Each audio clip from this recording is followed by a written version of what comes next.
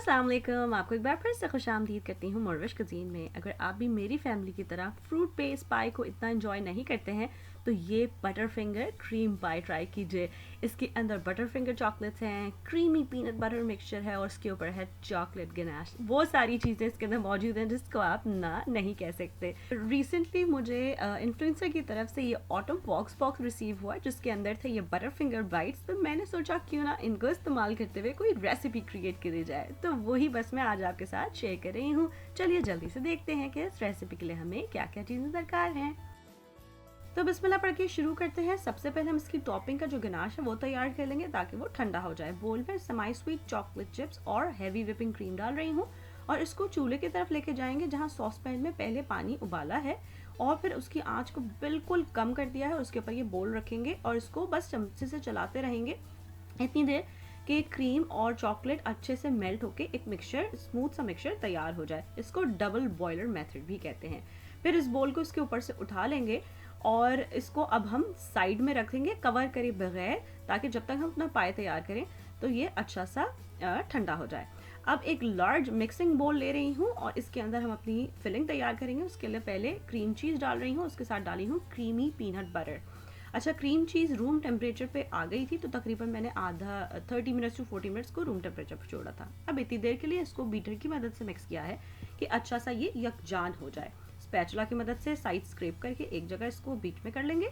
इसके अंदर vanilla essence और पाउडर्ड शुगर, कन्फेक्शनर शुगर जिसको कहते हैं, जो पैकेट में मिलती है, वो इसके अंदर मैं डाल रही हूँ और बहुत लो स्पीड पे इसको मिक्स करेंगे ताकि जो शुगर का क्लाउड सा ना बन जाए और इतनी देर के लिए कि तमाम चीज़ें अच्छे से मिक्स हो जाएं।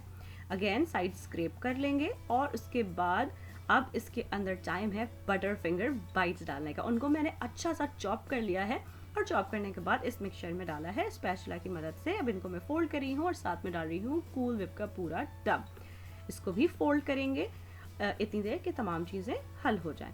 इस तरह ये जो पाई फिलिंग है वो हमारी तैयार हो गई है। अब बात करते हैं इसके बेस की। उसके लिए मैं स्टोर बॉट ये ओरियो पाई क्रस्ट यूज़ कर रही हूँ। आप किसी भी चॉकलेट फ्लेवर का यूज़ कर सकते हैं और इसके अंदर मैं ये फिलिंग जो है वो डाल रही हूँ और स्पैचुला की मदद से इसको पूरे पे फैला दूंगी और इसका जो टॉप है वो अच्छा सा स्मूथ कर लूँगी। अब जो हमने गनाश बना के रखा था वो रूम टेम्परेचर पे आ चुका है। उसको एक बार फिर से मिक्स करेंगे और इस तरीके से मैं उसको बीच में डाल रही हूँ ताकि वह खुद ही साइडों में स्लाइड कर जाए। अच्छा, आप चाहें तो अपने पाई को पूरा कवर कर सकते हैं। मेरा प्लान ये था कि मैं इतना उसको लगाऊंगी कि साइडों से जो मेरी पाई फिलिंग है वो नज़र आती रहे। तो मैंने चमचे की मदद से इस तरीके से उसको फैला लिया है ताकि वो हल्का हल्का ड्रिप डाउन हो और जो पाई फिलिंग है वो गनाश के साथ मिक्स ना हो। अब बिल्कुल आखिर में जो बटर फिंगर बाइट्स हमने चॉप करके रखी थी उसमें से थोड़ी सी मैंने बचा ली थी और उनको मैं इस तरीके से ऊपर स्प्रिंकल कर रही हूँ। अब इस पाई को हम फ्रिज में रखेंगे तकरीबन 4 से 6 घंटे के लिए और इस तरह ये क्रीमी बटर फिंगर पाई तैयार है। आपने देखा कितना इजी और बहुत कम इंग्रेडिएंट्स के साथ ये तैयार हो गया और ये नो बेक पाई है। अगर आप चाहें कि क्रस्ट खुद घर में तैयार करना चाहते हैं तो ओरियो को क्रश कीजिए, उसके अंदर बटर मिक्स कीजिए और उसे फ्रिज में रख दीजिए। आपको उसको भी बेक करने की ज़रूरत नहीं पड़ेगी। और अगर इस रेसिपी को आप अपने पास ट्राई कर रहे हैं तो प्लीज़ मुझे ज़रूर बताइए कि ये आपके पास कैसी बनी।